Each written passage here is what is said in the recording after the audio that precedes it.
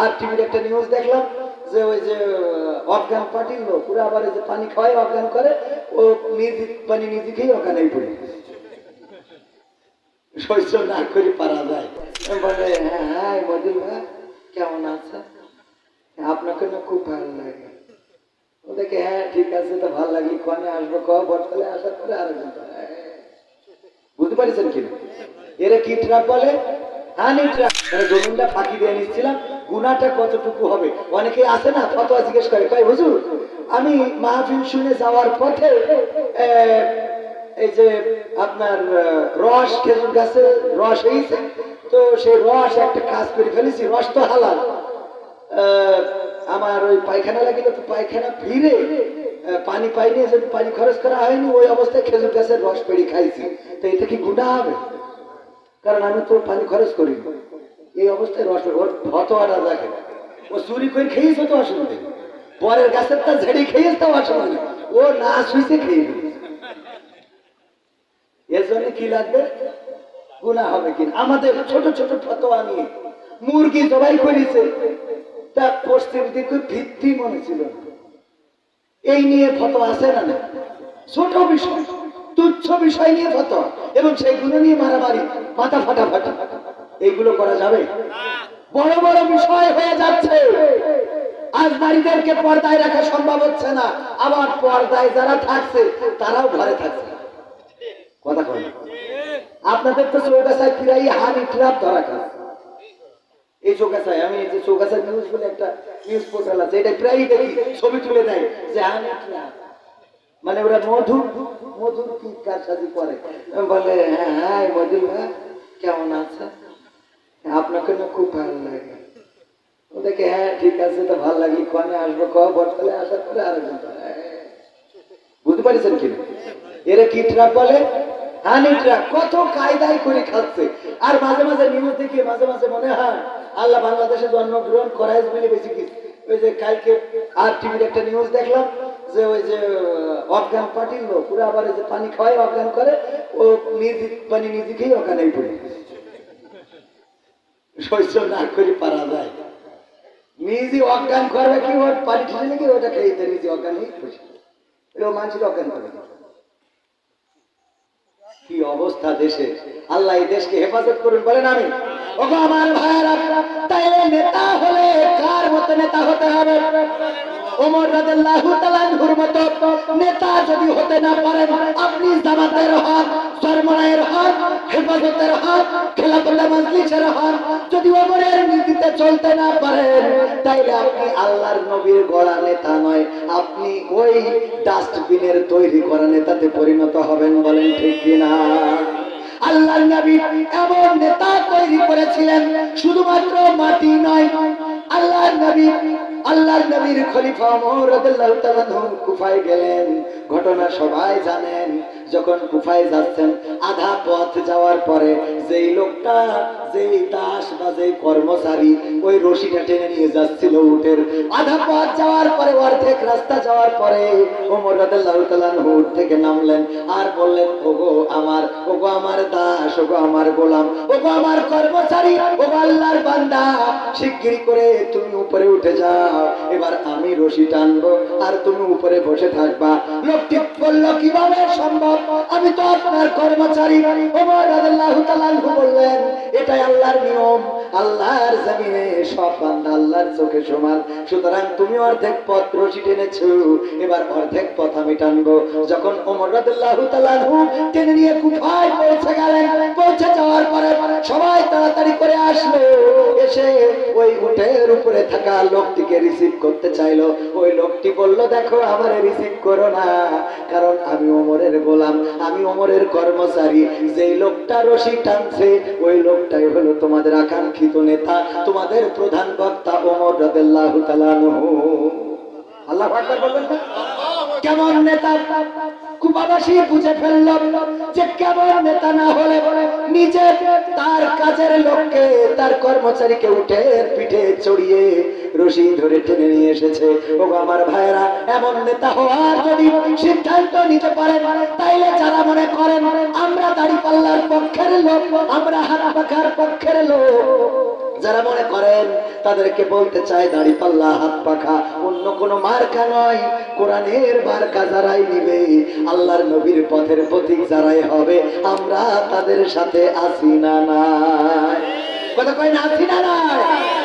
পথের প্রতীক যারা হবে। এজন্য আমার এক ভাই একটা গান লিখেছে, আমি সেটা শোনাবো একটু।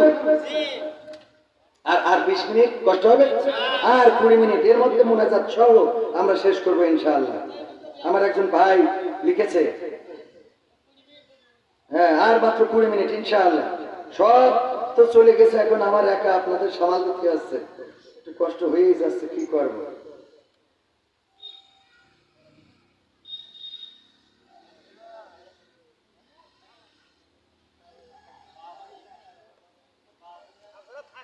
হ্যাঁ, নাঙ্গল নাঙ্গল নৌকা সব দেখা শেষ, নাঙ্গল নৌকা সব দেখা শেষ, দেখা হয়েছে ধানের শীষ, এবার না হয় ভালোবাসা দাড়ি পাল্লায় ভোটটা দি। ঠিক না ঠিক? নাঙ্গল নৌকা সব দেখা শেষ, নাঙ্গল নৌকা সব দেখা শেষ, দেখা হয়েছে ধানের শীষ, দেখা হয়েছে ধানের শীষ, এবার না হয় ভালোবাসা দাড়ি পাল্লায় ভোটটা দিস, এবার না হয় ভালোবাসা দাড়ি পাল্লায় ভোটটা দিস। স্বাধীনতার 1/2 শতক পার হয়েছে আজ, হয়নি স্বাধীন দেশের মানুষ, হয়নি কাজের কাজ। ঠিক না ঠিক? স্বাধীনতার 1/2 শতক পার হয়েছে আজ, হয়নি স্বাধীন দেশের মানুষ, হয়নি কাজের কাজ। নেতার কথায় যাস না গুইলা, নেতার কথায় যাস না গুইলা, নীতি দেখা পক্ষ নিস, এবার না হয় ভালোবাসা দাড়ি পাল্লায় ভোটটা দিস, এবার না হয় ভালোবাসা দাড়ি পাল্লায় ভোটটা দিস।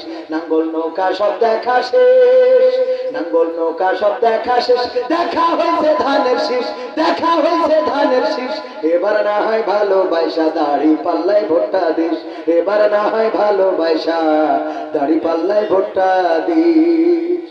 ভোটের নামে যাদের দিছি সিংহাসন তুইলাম, সেই বাজাইছে সেতানার ঢোল, মোদের গেছে ধুইলা।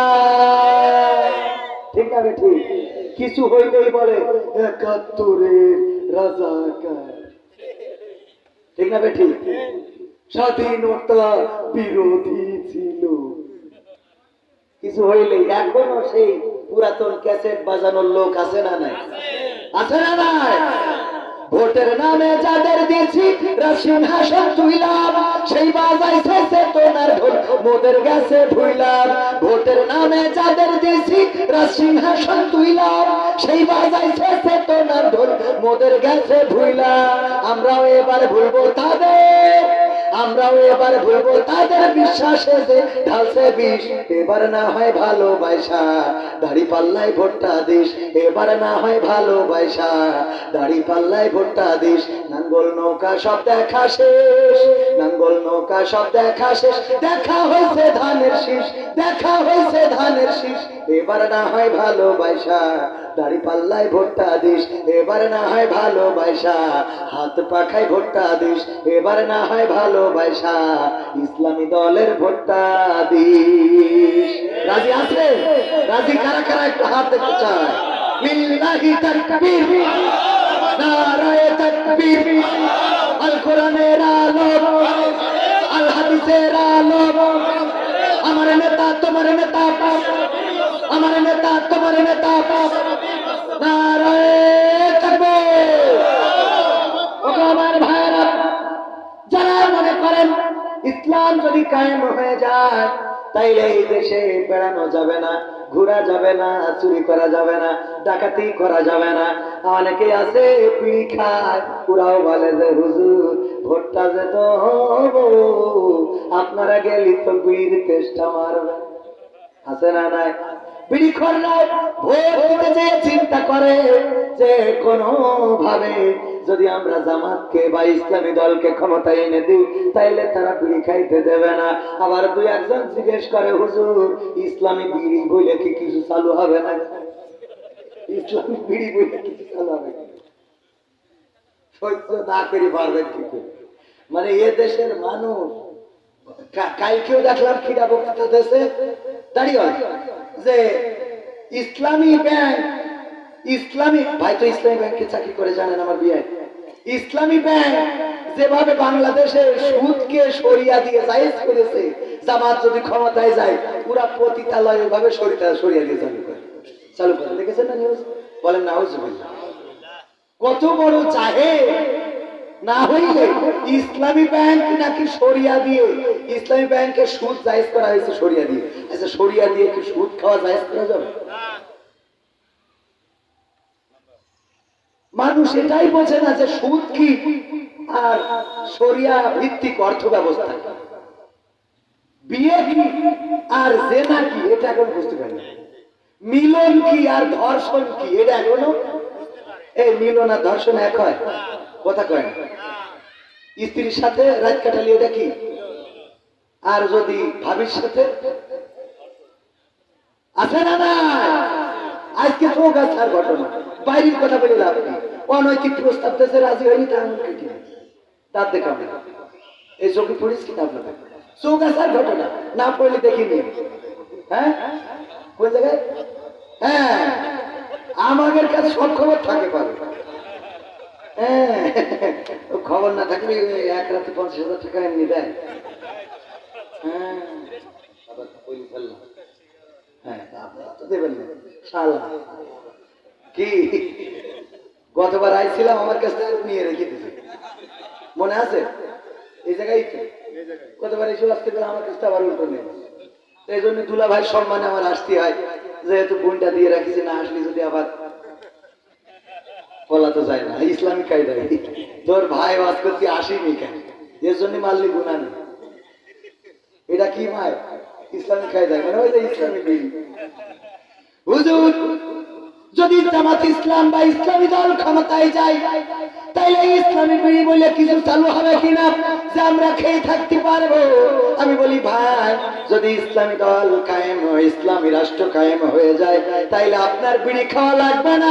আল্লাহ আপনার বিড়ি খাওয়াচ্ছে, কারণটা কি আপনি বলেন? বিড়ি খাই টেনশন দূর করার জন্য, আছে না নাই?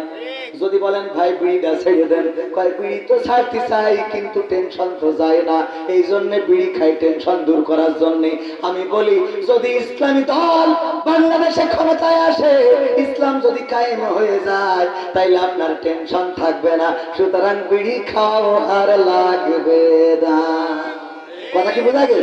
টেনশন কেন হবে?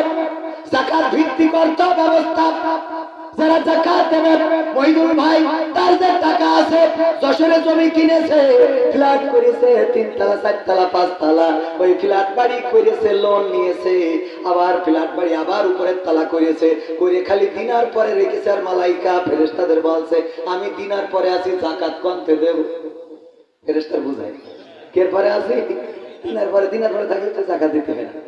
ইসলামী রাষ্ট্র যদি কায়েম হয়ে যায়, তাইলে মহিদুল ভাই বেতন যা পাবে ওখান থেকে খেসার করে কেটে নিয়ে বিড়ি খোরকে দেবে যে এই ইলিশ মাছ কিনে বাড়ি যা, সুতরাং বিড়ি খাওয়া লাগবে না রে।